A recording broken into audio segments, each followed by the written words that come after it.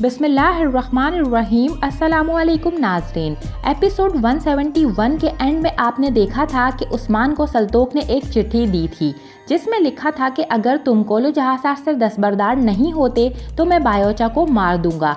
ये सुनकर उस्मान ने खुद से अहद किया था कि अगर मैं अपने भतीजे को लिए बगैर वापस लौटा तो मेरा घोड़ा मेरा ताबूत बन जाए और हमारी सरदारी की अलामत मेरा कफन बन जाए। अगर मैं अपने अल्फाज से पीछे हटूं तो अर्तुगरुल गाजी की ये औताक मेरी कब्र बन जाए। तो नाजरीन, एपिसोड 172 के आगाज में आप देखेंगे कि एक जानिब से बाज़ंतीनी फौजी अपने लश्कर के साथ बायोचा के मुंह पर कपड़ा डाले आ रहे होते हैं और दूसरी तरफ से उस्मान साहब अपने सिपाहियों के साथ अपने हाथ में हथियार थामे लश्कर की सूरत में आगे बढ़ रहे होते हैं। एंड इसी दौरान बाज़ंतीनी घोड़सवार चिल्लाता है कि रुक जाओ, घात लगाकर हमला हो रहा है।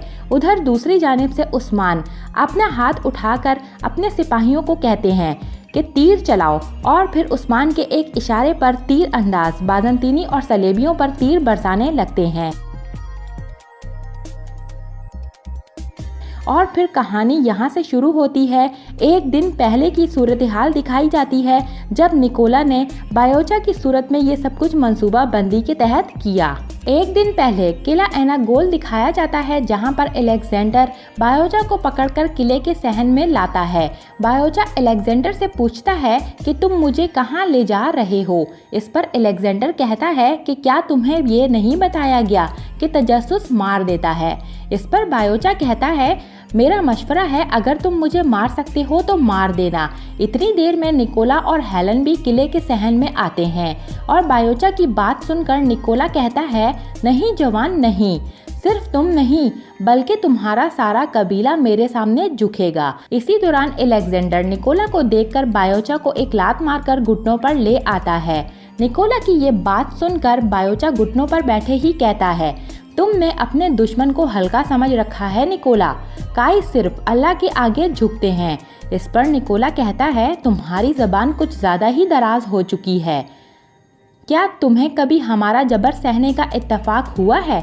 इस पर अलेक्जेंडर मुस्कुराता है तो वहीं निकोला अलेक्जेंडर को कहता है अलेक्जेंडर, इज़नी के गवर्नर आंद्राकोस को मेरी जानिब से आदाब कहना। मुझे उम्मीद है कि इसे ये छोटा सा तोहफा पसंद आएगा। इस पर अलेक्जेंडर कहता है वो आपके तोहफे को ज़रूर पसंद करेगा निकोला, और मुझे यकीन है कि वो इसके बदले में कुछ ज़रूर देगा। इस पर निकोला कहता है ये मेरी ज़िंदगी का मकसद है, अपने दोस्तों को मुतमईन करूं, अब तुम जा सकते हो। ये कहते हुए निकोला खुद भी घोड़ों की जानिब आ जाता है और फिर घोड़ों के पास खड़ा होता है। इसी दौरान अलेक्जेंडर भी निकोला के पीछे आता है। निकोला अलेक्जेंडर से कहता है अलेक्जेंडर, ख्याल रखना फिर से तुर्कों के जाल में फंस मत जाना। इस पर अलेक्जेंडर कहता है अगर मेरा इनसे सामना हुआ तो मैं आपको सरदार उस्मान का सर पेश करूंगा। निकोला की ये बात सुनकर बायोचा कहता है अगर तुम्हारा सामना उस्मान साहब से हुआ तो तुम्हारा सर तन से जुदा होगा। इस पर अलेक्जेंडर तंजिया हंसी हंसता है और फिर सिपाहियों को हुक्म देता है कि इसका मुंह बंद करो और इसे घोड़े पर सवार करो। निकोला बायोचा की इस बात पर और तेज चलती हुई जबान को देखकर कहता है बिल्कुल अपनी चचा की तरह बहुत बोलता है, लेकिन इसके अल्फाज खोखले हैं। दूसरी तरफ फौजी बायोचा के मुंह पर पट्टी बांध रहे होते हैं और फिर इसी दौरान चेहरे पर एक कपड़ा भी ढक देते हैं। इसके बाद वो लोग बायोचा को घोड़े पर सवार करवाते हैं। फिर अलेक्जेंडर भी सिपाहियों को कहता है सिपाहियों तैयार हो जाओ। ये सब कुछ इफ्तालिया और आर्तेन उस्ताद किले के अंदर ही दीवार के पीछे छुपकर देख रहे होते हैं। उधर अलेक्जेंडर भी अपने घोड़े पर सवार होकर सिपाहियों के हमरा बायोचा को लेकर किले से निकल जाता है। अलेक्जेंडर के रवाना होने के बाद निकोला और हेलन एक दूसरे को देखकर मुस्कुराने लगते हैं। दूसरी जानिब काई कबीले में उस्मान अपने खैमे में बैठा है और अपनी नशिस्त पर बैठे हुए सोचों में गुम है। उस्मान साहब के आसपास बामसी साहब, दोमरुल, जैर कोताई और गेंजेबे और दूसरी जानिब एक तरफ साउची, गोंदूस और सल्तोख बाईसिंगुर खड़े होते हैं। इतने में बुरान खैमे में आता है और उस्मान साहब के पास जाकर एक चिट्ठी उस्मान साहब को देते हुए कहता है मेरे सरदार, ये पैगाम आपके एनागोल के जासूस ने भेजा है। इस पर उस्मान चिट्ठी लेकर पढ़ने लगता है और कहता है निकोला का मकसद वाज़ेह है, वो बायोचा को इज़्निक के गवर्नर की तरफ भेज रहा है। इस पर साउची कहता है इज़्निक का गवर्नर, क्या वो इसे फांसी नहीं देने वाला था? इस पर गोंदूस कहता है कि ऐसा लगता है निकोला का कोई बड़ा मकसद है। इसी दौरान उस्मान साहब कहते हैं ये जाल भी हो सकता है। इस पर साउची कहता है जब से मैं इस कबीले में आया हूँ आर्तेन उस्ताद हमें मालूमात भेज रहा है, इसने कभी झूठ नहीं बोला। चलिए हम वक्त ज़ाया किए बगैर अपने बेटे को इन बदकारों से बचाते हैं। इस पर उस्मान खामोश बैठा रहता है तो साउची हैरानगी से कहता है उस्मान, मेरे भाई, मेरे दलेर उस्मान को क्या हुआ है? मेरे भाई को क्या हुआ है जो शेर की तरह धाड़ता है? मेरे भाई, हम किसके मुंतज़िर हैं? हमें वक्त ज़ाया नहीं करना चाहिए। चलिए और मेरे बेटे को बचाइए, वो आपका भतीजा भी है। चलिए। इस पर उस्मान साउची की तरफ देखते हुए कुछ सोचने लगता है, मगर साउची को कोई जवाब नहीं देता। लेकिन उस्मान अपने ही जहन में पूरा मंसूबा तैयार कर चुका होता है, जिसके तहत एक दिन बाद बायोचा को इज़्निक के गवर्नर की तरफ ले जाते हुए बाज़ंतीनियों और सलेबियों पर हमला आवर होते हैं। और फिर कहानी वहीं से शुरू होती है जहां पर उस्मान और सिपाहियों ने सलेबियों और बाज़ंतीनी फौजियों पर तीर बरसाए थे।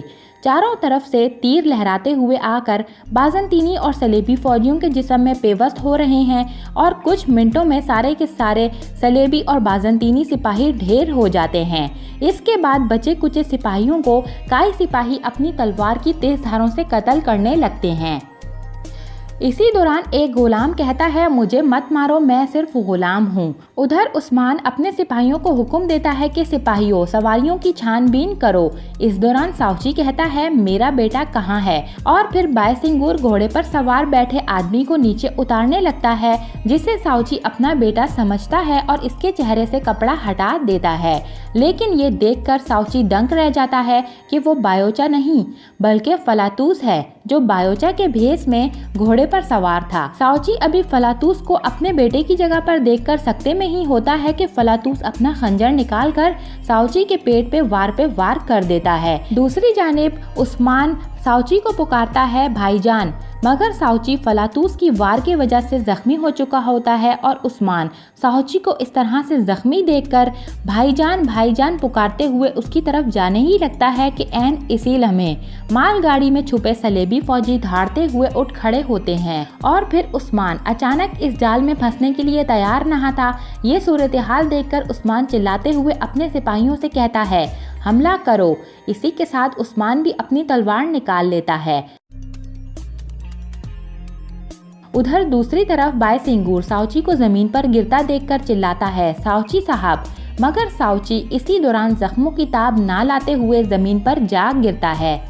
वहीं एक जानिब बाज़ंतीनी और सलेबी फौजी काई सिपाहियों पर वार करने लगते हैं, जिसकी वजह से काई सिपाही भी शहीद होने लगते हैं। उधर उस्मान भी एक हाथ में तलवार और दूसरे हाथ में ढाल लिए बाज़ंतीनी और सलेबी फौजियों का मुकाबला करता है और फिर इनको अपनी तलवार की तेज धार से कत्ल करता है। और फिर इसी दौरान उस्मान अपने भाई साउची को देखने लगता है जो ज़मीन पर पड़ा हुआ है। और यहाँ पर इस एपिसोड का इख्तिताम होता है।